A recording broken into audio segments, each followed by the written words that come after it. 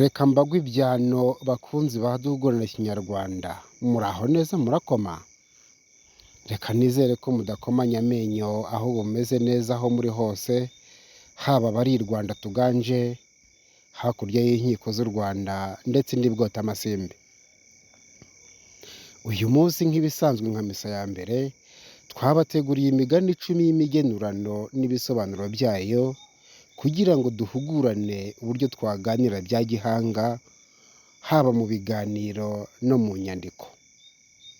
Ikaze. Umugani wa mbere uragira uti: imbeba y'indurumbyi yataye intanga kure. Umuntu w'ikirara abyara abana benshi, ntamenye ingaruka yabyo ndetse n'uburyo abana be babayeho. Umugani wa kabiri uragira uti: imbiribiri iyoberanya umubabaro. Ibyiza bigaragara bishobora guhisha umubabaro w'imbere, kandi si byose bigaragara ko ari byiza koko. Umugani wa gatatu uragira uti: imbiribiri ntibuza intimba kuza. Ubutunzi ntibubuza umuntu kugira intimba, kandi kuba umukire ntibivuze ko uhora wishimye. Umugani wa kane uragira uti: imbitsi ya cyane ibikira abakeba. Umuntu w'umunyamwete adakoresha ibyo afite neza, abandi nibo babibyaza umusaruro. Umugani wa gatanu uragira uti: imboga mbi ntiziva mu nkono. Ikintu kidafite agaciro ntawe ugikunda.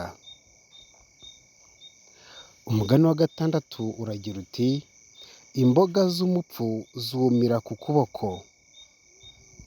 Umupfapfa atakaza amahirwe mu buryo bworoshye.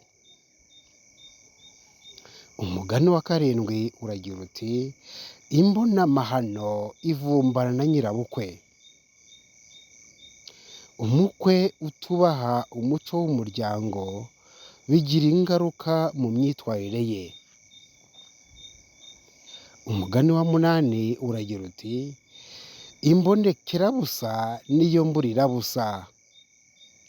Ibibonetse mu buryo bworoshye ntibiramba igihe kirekire. Umugani wa 9 uragira uti: imboro y'umutindi isiga abana bashira ikajya gushaka abandi. Akenshi umuntu ni we uba nyirabayazana w'amakuba ye. Umugani wa 10 ari wo wa nyuma uragira uti: imbuga nziza uyibona ahaga. Amahirwe y'umukene ntaba yuzuye, n'iyo abonye icyiza ntikimunezeza. Aha ngaha niho dusoreje imigani yacu 10 twabateguriye uyu munsi.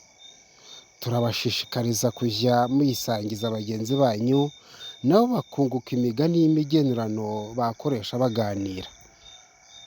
Ngaho rero mukomeze kugira amahoro n'amahore mu byo muteganya byose. Mwari kumwe na Ntakirutimana Alexandre.